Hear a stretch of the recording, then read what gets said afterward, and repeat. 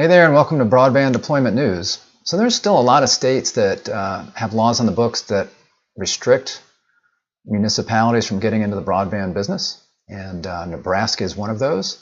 But a bill has been introduced for the third time, but maybe the winds have changed with lots of federal funds being available. We'll see, but we'll discuss that in just a moment.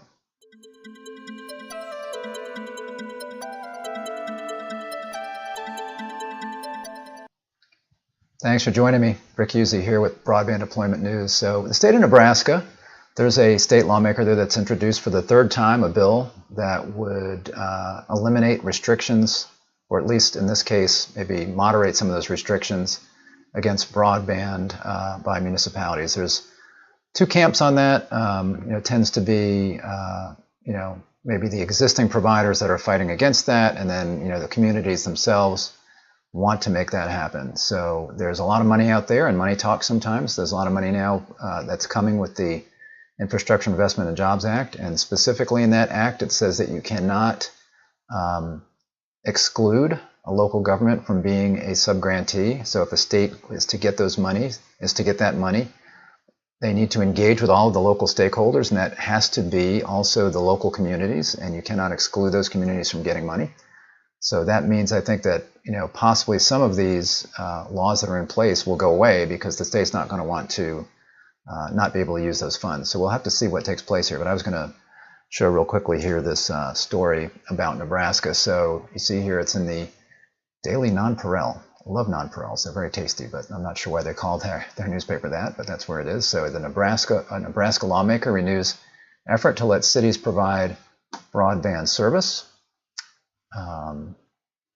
For the third time in less than a year, Nebraska lawmakers pushing a proposal that would allow cities to enter the broadband service market, and he pledged to continue bringing it back until it passes. So he's brought this up, including last year, and he's trying again. He says he's not going to quit until he gets it done. So Senator Justin Wayne of Omaha brought his latest effort before the legislature's Transportation and Telecommunications Committee on Tuesday. This was a couple of weeks ago, so this is still has not been brought up for a vote. Wayne's bill would create a process allowing first and second class cities, as well as villages, to provide municipal broadband services if the city or village is in an underserved or unserved area. So those terms are interesting because those terms are in the the bipartisan infrastructure law. So I think he is playing off of that, and it's probably, I didn't look up this bill, but I would bet that it's defined in his bill as what that means. And in the infrastructure law, underserved would be anybody that does not have at least 100 by 20, and then underserved would be anybody that doesn't get at least 25 by 3. So it's interesting that he's put those in there. So again, I'm sure he's trying to leverage the fact that this vast amount of money is going to be out there, and the state of Nebraska may be left out completely if they have this law in the books.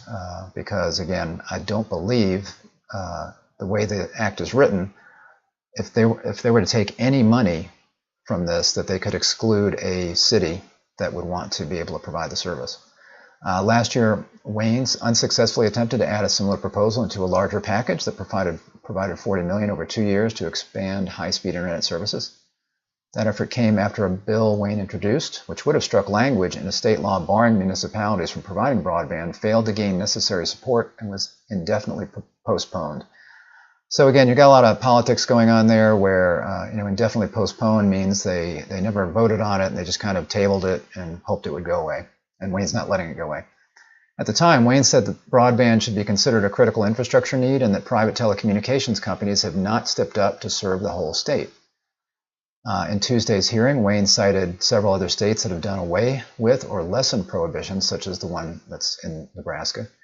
Wayne compared broadband to other utilities, such as water and electricity, and stressed the importance of local control. He outlined the process as allowing communities to determine whether they are properly served, taking a vote, and building a system themselves. And that's what a lot of states have done, is they've said, you local communities know best, you can look at it and then take a vote and decide. Colorado is an example of that. And tomorrow, I'm going to be talking about Fort Collins, Colorado, which has been installing broadband, started a project back to, I think it was 2016, and they're now well into that. It's been pretty successful. There have been some complaints because of some cost overruns, and then things not exactly going as planned or as anticipated, but I'll take a look at that tomorrow. One committee member asked if the city did decide to build broadband, would the city then become a provider, or would the system be run by a third party? Wayne said he would leave that up to the city to decide. That makes sense. So that could be a situation where the city builds the infrastructure and then they leave it open for some other provider to come in, like a public-private partnership, or it could be an open access network where the city builds the infrastructure and then multiple providers come in and share that infrastructure. At one point, Wayne said he would be open to amending the bill based on some questions committee members posed. Proponents, including a representative from AARP Nebraska, and an official with the League of Nebraska Municipalities, testified that broadband is essential for quality of life. Tip O'Neill, who knew? Tip O'Neill, another Tip O'Neill in government, president, or I guess not in government, he's president of an association, so president of the Nebraska Telecommunications Association, testified in opposition, saying broadband is nothing like a public utility. While the majority of residents purchase water and electricity, he said, the rate for broadband services is significantly lower. And I don't see where he's going there with that. I don't know why that would determine whether something's a public utility. I think a public utility is more about maybe what the service is, and not so much how many people are taking it. So is cable TV a public utility? Probably not. So is broadband a public utility? Probably not. But there is the question of how maybe it's more based on how needed something is, especially for citizens to be able to participate in the local economy and have a good quality of life, those kinds of things. And certainly broadband, we've noticed, especially with the pandemic, broadband is kind of critical. Some people might say their entertainment, like cable TV, is critical, but really, to be able to work and do school and those kinds of things, maybe broadband could be considered at least as important as some of these public utilities. I know a lot of times people are more concerned when the power goes out that their broadband is down as opposed to not being able to have power, at least at that moment. So that's just something to consider.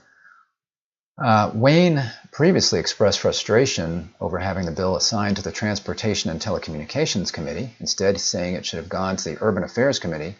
Wayne is chair of that committee, so I guess he'd have more control over that committee, but it certainly seems like it should be in the Transportation and Telecommunications Committee, since we're talking about a telecommunications service here. But Transportation and Telecommunications has heard other broadband-related legislation this session. Wayne said he believed his bill would likely be killed by the committee. So some of that may be the fact that he's thinking, again, because this is a telecommunications committee, there could be some lobbying against this from telecommunications providers. Maybe some people on this committee could be influenced by that.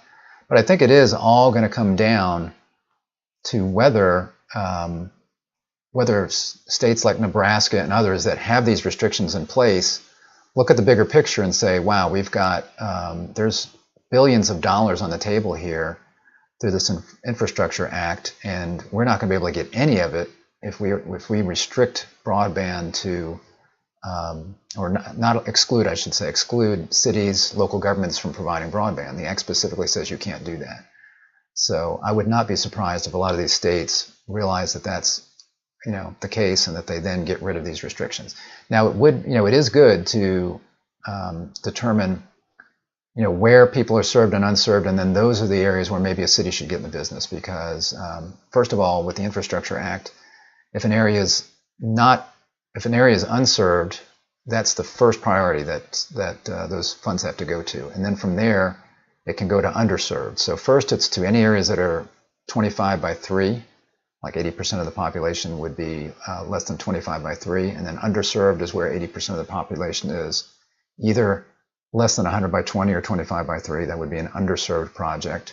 And then the next priority after that would be anchor institutions, and those would be any anchor institutions that don't have at least gigabit symmetrical service. So that's the priority where the funds go.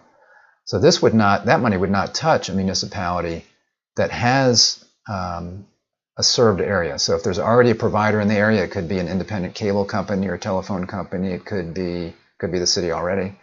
It could be like a big MSO, like a Comcast. Those areas would be considered served if they're over those speeds, and they should not be targeted by this infrastructure money, certainly in the first year or two of this, because again, you've got that priority of how things can be served. Now, after that, everything seemed to be fair game, according to the Secretary of Commerce. It sounds like then everything would be fair game, and that once those priorities are done, what they want to do is use any money. It sounds to me like any money that's left over would be used to increase competition. So if you've got a particular municipality where there's only one provider, and maybe the prices are high, or the service isn't that good, or I guess for the service, if the service isn't that good, but the speeds are high, then maybe that could be targeted for overbuilding. So we'll have to see how that goes. But again, I think that states like Nebraska will probably give up these laws, and then it is a good idea to maybe put in some restrictions. Say if there's already good service there, we want to try not to spend any money to overbuild, because that's certainly the way the Infrastructure Act is structured, at least in the beginning. Again, we'll have to see what happens if they have enough funds to start overbuilding. And I would not be surprised if they do, because every day there's more and more fiber going in the ground right now that's got nothing to do with this future money that's out there. It's coming from money like ARPA, the American Rescue Plan Act. It's coming from RDOF, the Rural Development Opportunity Fund. It's coming from the USDA Reconnect. It's just cities financing it on their own, like Fort Collins, like I'm going to talk about tomorrow, that have just gone out and got some bond money, and they're building it out, and they're going to pay that bond money back from subscriptions. So there's that. Plus, there's big operators, there's big cable companies that are edging out their service areas, that are going greenfield fiber in areas that they don't serve today. That's what companies like AT&T are doing. Verizon's doing that. Who else is doing that? Lots of big fiber providers are doing that. And then on top of that, you've got 5G. So then you've got AT&T and Verizon and T-Mobile that are deploying 5G as quickly as possible, and they're deploying some millimeter wave, but mostly to cover big areas. They're deploying mid-band spectrum, which can easily get over 100 meg by 20 as far as speeds go. So all of those areas, I believe, when they finally look at what's unserved and underserved, a lot of that's going to be taken off the map by the time the maps are available. And those maps will not be really in their final stages until late this year or early next year, where the maps, the framework of the map is done, all of the data is collected from the ISPs, all the challenges have been completed, and then we finally have what we believe is a map that you can look up an address and see what's served and unserved. When we get to that point, I think there's going to be a lot of addresses that are on the map today that are not on the map later this year or early next year. In fact, I think there's a lot of addresses that were not on the map, or would not have been on the map, that would be considered unserved. There were a lot of addresses that would have been considered unserved, let's say 3 months ago, that today are considered served because of how quickly fiber is being rolled out, but especially 5G, this 5G service, because that can get rolled out much more quickly. So. All right, again, tomorrow I'm going to talk about Fort Collins. So if you're not subscribed, go ahead and click the subscribe button, click the bell, and you'll be notified when I'm live. Go ahead and like this video if you would. Give it a thumbs up. I'd appreciate that. Tomorrow I'll talk about Fort Collins, what they're doing, and again, privately financing that broadband network, and they're well into that. They're offering service, and they're about halfway through. So they expect to have all of their residential addresses available for broadband by the end of this year. So I'll talk about that tomorrow. Thanks for joining me, and I will see you then. Bye-bye.